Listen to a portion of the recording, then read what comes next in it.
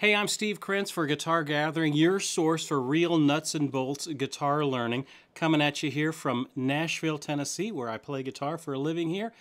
And today we're going to be talking about a simple concept that will open up so many harmonic options for you when you play. And it's a concept that was made famous by the great jazz guitarist from Los Angeles, Larry Carlton. And he often teaches about this concept called the super arpeggio. Now, it's not meant to be an arpeggio as in the sense of, arpeggio that goes up, things like that. It's meant to be a combination of notes. And what it's good for is giving you some chord substitution options when you look at any chord. So instead of, if you're looking at a C chord, oh, well, I can only play in the key of C and I can only use my C licks. No. You can use a whole bunch of things over that C chord with varying degrees of color with it, and that's going to help you. If you can, make sure and download the PDF that goes along with this lesson. That link is down in the YouTube description below. So let's go ahead and get started. If you take a look at that PDF, we're going to take a look at the first section where it says how the super arpeggio works. Here's the idea. When one chord is active, it actually can spawn a whole bunch of other chords that I can play licks over and substitute in for the original chord. So if a chord is one thing, I can solo in that one triad over the chord, but I can also solo in several other different tonal centers and triads over that same chord. So that's the concept. So it gives you one chord can develop into all sorts of different harmonic possibilities. So let's take a look at it. Here's some ground rules. Chords are made up of specific intervals. Okay, major chord is a 1, 3, 5. A minor chord is a 1 flat 3, 5. What those are referred to is the notes within the scale. A C major triad uses the 1, 3, and 5, the first, the third, and the fifth from a C major scale. So chords at their fundamental level are at least three notes in them. Some kind of a root, some kind of a third, some kind of a fifth. So that's the first thing we need to consider. Inside of these chords are different intervals, okay? So if you think of a C chord, the distance from a C to an E, remember an interval is a distance. It's also a sound, of the two things together. There's a C and an E, but it's also a distance. The distance from this C up to that E. That specific distance of half steps and whole steps is a major third or a minor third or whatever. In that particular instance, it's a major third. A major triad is built of a major third, C to an E, and then an E to a G, which is a minor third. So if you think about it, I've got a major third, and then I've got a minor third stacked on top of it. So a chord is made up of these intervals.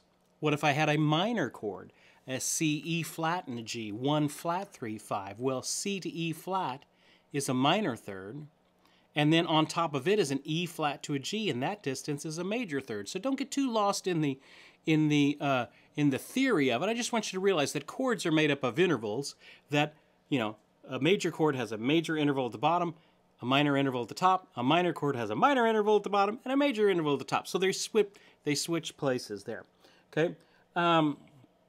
Here we go. The second thing I want you to know is that alternating minor and major thirds as I go up in a pattern creates major and minor triads. Okay, so what do I mean by that? Well, if I go C, E, G, that's a major triad. But if I add another third on top of that, an E to G to now a B on top of that, that creates a minor triad. So as these intervals are switching places, so are these major and minor chords. So as I develop up a tonality, the major and minor triads are flipping. I'll show you a diagram here in a second that's going to make this a little bit clearer for you. These interlocking triads that are developed can be substituted for each other.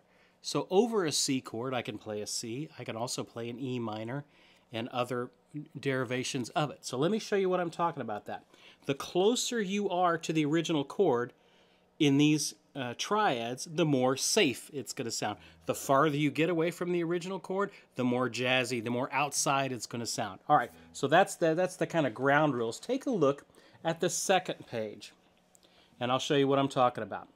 Okay, so here we have this concept of the super arpeggio, an extended pattern of major and minor intervals that create major chords and alternating major and minor chords. All right, here's the deal. Look at that first three notes. I have a G, a B flat, and a D. So this is the first chord that we have is a G minor triad. Okay, and I've alternated the G to B flat as a minor third. The B flat to a D is a major third. All right, so let's go up to the next one. The next one, a B flat, D, and F, forms a B flat major triad. So do you see, I have a G minor, but if I take 2/3 of that G minor, it forms a B flat major triad if I keep continuing to alternate major and minor intervals. Again, don't get lost in the major and minor intervals. What I want you to understand is that one triad, if I keep doing this same pattern, it derives minor and major chords along the way as it's going up. So a G minor, if I go to the next one up, it becomes a B flat major. Look at the next one up, a D, F, A.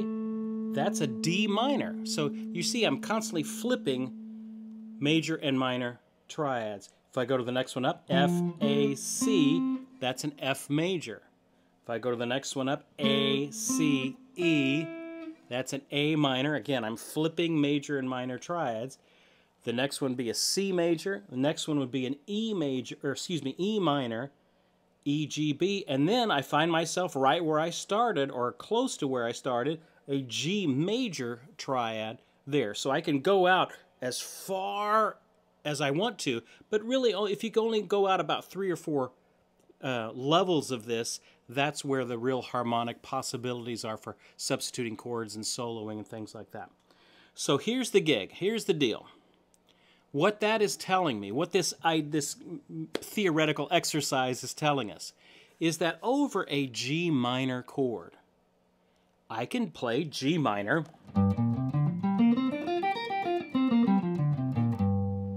but I can also play B flat major licks.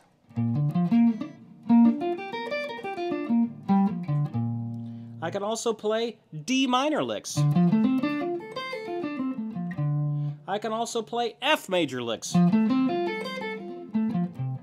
Don't believe me? Here we go. Let me just get a little G minor groove going here. 1, 2, 3, 4.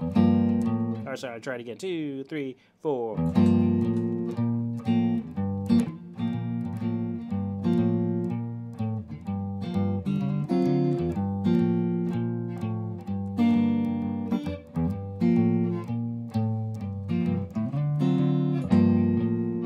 Okay, so there's a G minor tonality. So if I'm wanting to solo over this, I could do G minor, G, B flat, and D.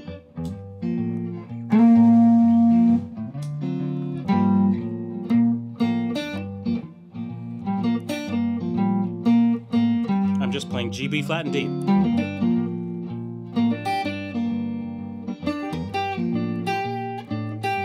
Okay, now over that same G minor, I'm going to play now a B flat major tonality.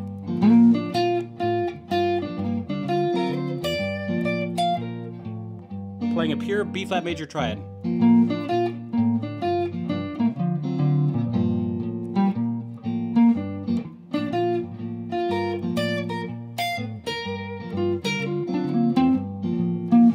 All right, so far I haven't gotten too busy with it. Okay, what if I added go to the next level, a D minor triad?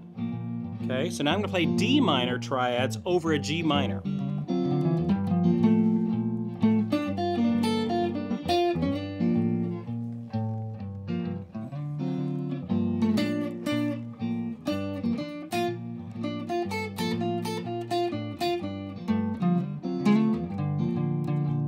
Okay, I'm starting to sound really colorful. But Steve, you must be a harmonic genius. No, I'm playing D minor licks. And I'm just superimposing them over this B flat major tonality. Let's go the next level up. What if I played an F major lick over a G minor?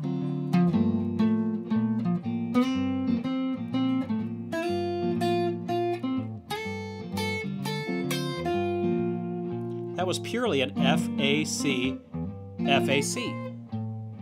Do you see how each one of these gets a little bit farther outside of the tonality? To review, here's what G minor sounds like.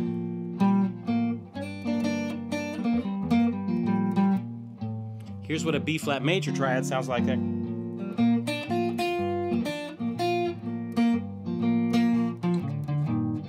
What if I did a D minor triad?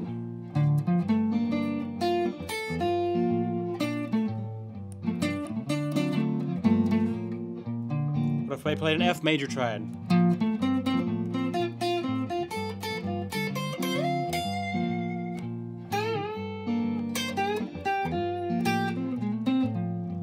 What if I went one more up? This would be an A minor. I'm playing A minor over a G minor. Sorry.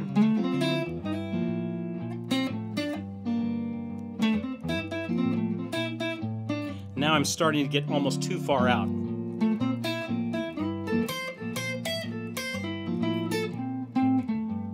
Okay, so I can't keep going forever. It just kind of gets a little bit too far. It starts sounding like I'm playing wrong notes. But the thought is that as I'm building these triads over this G minor, it's starting to activate in the framework of G minor like a G minor 7th or a G minor 9th or a G minor 11th or whatever. I'm activating all of these color tones, but inside of me, I'm not thinking all of that complex harmony.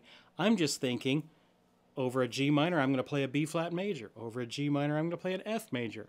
And I end up activating all of these color tones, and everybody thinks you're a big harmonic genius when all you're doing is substituting a different chord over one chord. Okay, that's the concept of what we're doing. All right, so that's the overarching idea with this. And a good way to practice this is just to get a little groove going on your a looper, or we use a lot of tracks from Coffee Break, our friends over at Coffee Break Grooves, that takes a specific progression and goes for 15 minutes. So it gives you a long time to kind of work out some harmonic ideas. All right, so that's the concept, that when you see one chord, there's all these other chords that can be derived from it.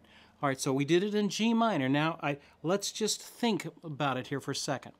So I want you to think of it. They're all related by thirds. They're all alternating minor and major triads. So if I started in C, okay, so we're going to get away from G minor. If I did it in C, just think with me.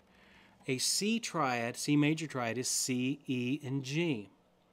Well, so then I go up to the next note, the E, in the C major triad, and I go, it was major, so now I'm going to go minor. I'm going to do an E minor triad. So an E minor triad is an E, a G, and a B. What's the third of the E minor? That's a G. Well, we've gone major to minor. Now we're back to major again, so it'd be G major. So over a C major, I can play a G major. Okay? What's the third of a G major? That's a B. We had done major, we had done minor, we had done major. Now we're back at minor again, so I can play a B minor. A B minor over a C. Steve, that's going to start sounding pretty far out. Yes, it is. It's going to start sounding pretty far outside. But you see, we only went about 3 layers up. But here's the idea. Every chord that you come across, if you need to solo over a chord, you don't have to think necessarily triads. You can think pentatonic scales. I can think chords. I can think all kinds of things. So let me get a C major groove going here. And I'll illustrate that a little bit. So this is a C major groove. 1, 2, 3, 4.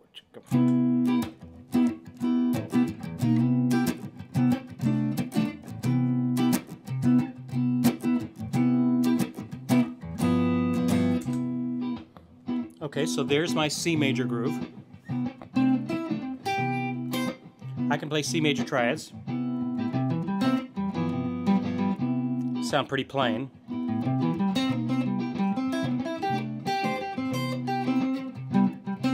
What if I played just C major scale stuff?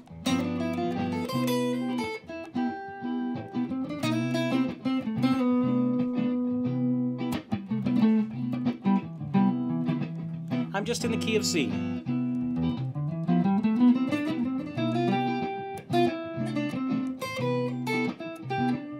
What if I played a C major pentatonic scale?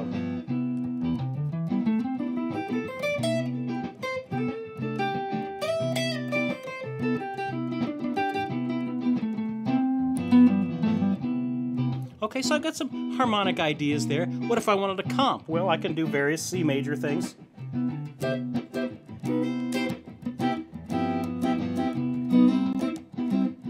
So this is not much, not too interesting. But what if I went up to the next one up? What's the third of a C? E. Now it was major, so now I'm going to think minor. So now I'm going to play E minor over this C. Okay? And E minor, E, G, and B. So that's almost sounding like a C major 7th. So here's an E minor arpeggio.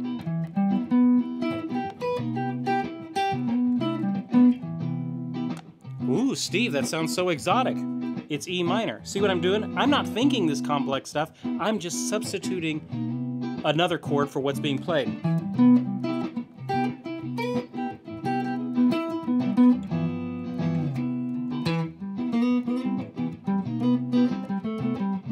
What if I did an E minor pentatonic scale?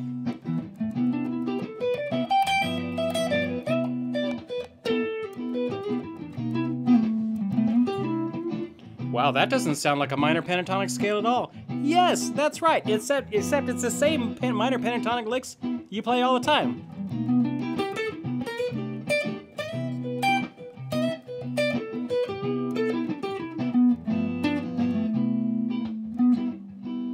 Okay, what if I went the next one up? Now I'm playing in G major, okay? So over this C major, I'm gonna be playing in G major.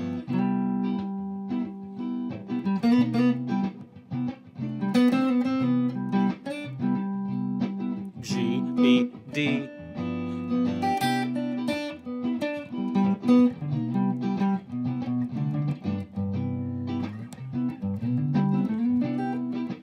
What was that little lick I did a couple weeks ago on that Riffs and Patterns?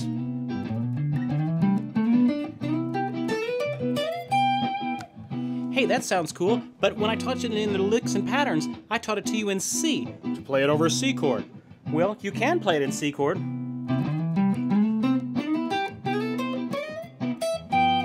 But I can also play it in G, and it sounds even more colorful.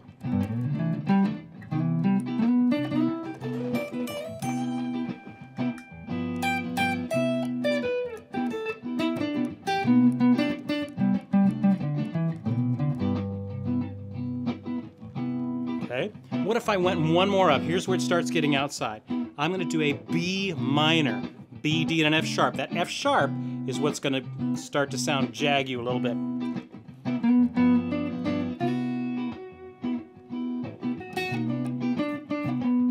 What if I take that F sharp and kind of resolve it up to G? Hey, that works.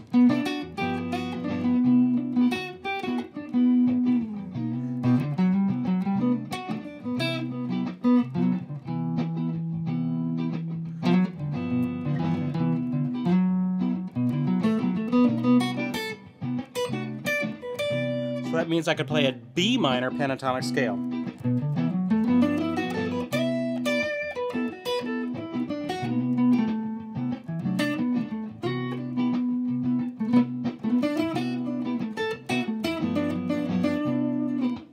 Suddenly I'm getting all this crazy harmonic possibilities. Yes, that's what I want you to do. Hey, let's do one more, okay? I think some of you guys are starting to get it. Get the idea. Look over at the next page. This would be the third page. Now, for me, thinking in triads is cool and all, but I tend to group things by 4-note segments rather than 3-note segments, just because I'm using a lot of jazz arpeggios. We did a lesson called Jazz Arpeggios probably about a year or so ago. And it was a great handout with that went through all of these arpeggios in jazz, major sevenths and minor sevenths and dominant sevenths and half diminished and things like that. But they were all 4-note arpeggios. So a C major would be C, E, G, B. So it just went up to the next one. A D minor would be a D minor 7, D, F, A, C. So you see, instead of a 3-note pattern, it's now a 4-note pattern. All right, so with that, okay, let me blow your mind just a little bit more. So before we get to our big example there, what if I was playing a D minor 7th? A D minor 7th. Let me erase that little loop and let me play a D minor 7th. Little loop. 1, chicka 2, chicka D minor 7th M.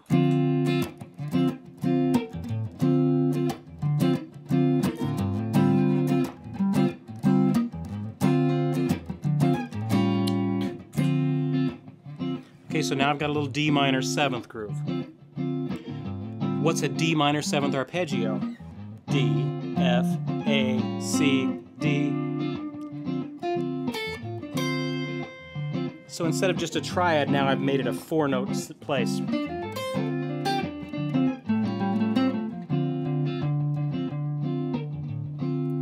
What if I now go to the 3rd of that D minor, which is a what? It's an F. It was minor, so now I'm going to make it major. So now I'm going to play an F major 7th.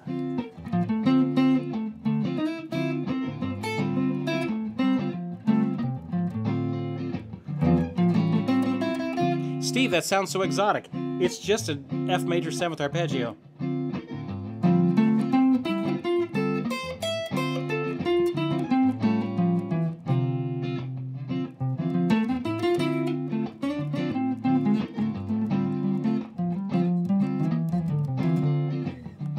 Okay, what if I went up one more? What's the 3rd of F? An A minor. So now I'm going to play an A minor 7th. All of these are 4-note patterns.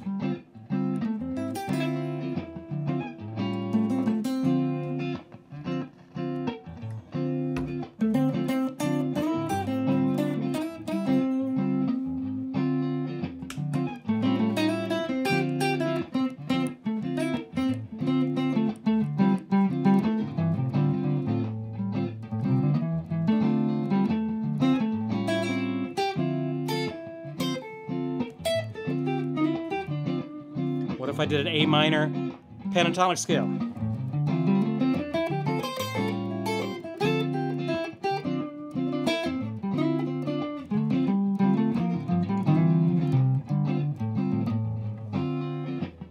All right, take a look. Let's take this example one step further. Okay, in our last example there, let's say I've got a G11th. An F with a G, if you want to think about that. It's an F chord with a G in the bass. A good kind of an G dominant sounding chord. Let's say that's the chord. Hey, solo over this. So I'm doing a G major 7th or a G11th sort of a tonality. All right, so let me show you what I could do with that. I could play G7 licks.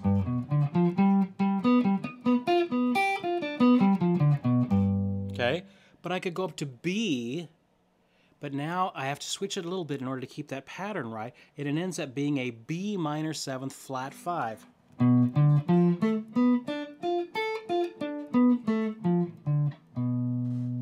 So listen how great over a G7th, let me clear this loop out.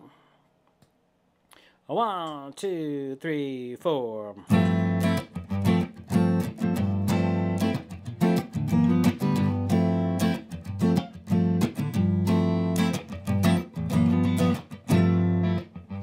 Okay, so now that's my G11th loop, okay? I could play my licks in G7th.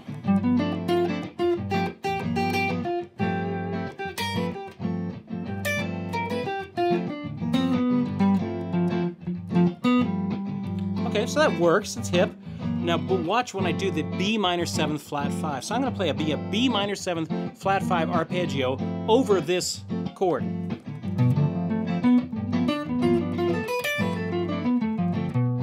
That's a pure B minor 7th arpeggio. Flat 5.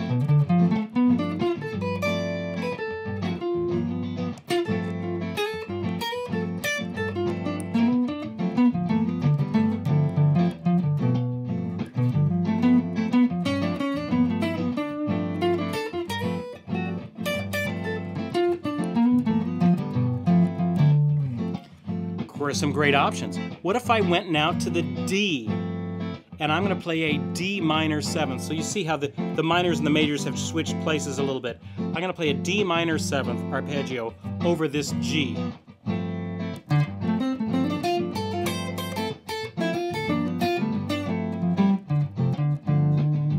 What if I did a D minor arpeggio or a pentatonic scale?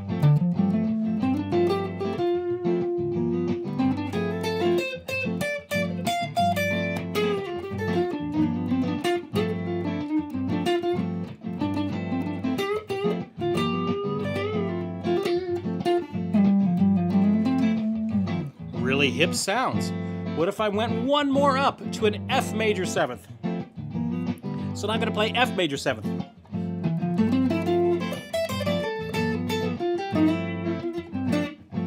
A little distortion maybe.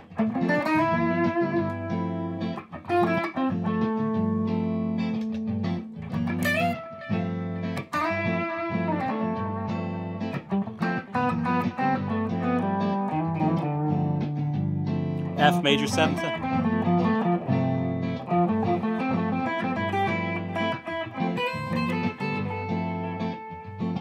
What if I went more? If I did an A minor 7th, so over this G 7th, I'm playing an A minor 7th.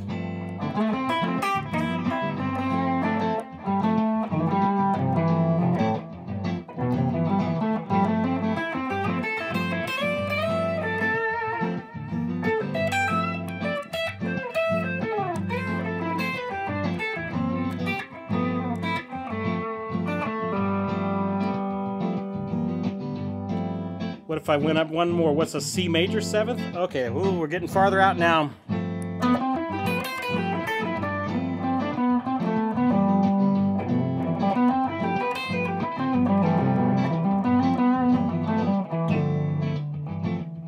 What if I did an E minor 7th? That's too far.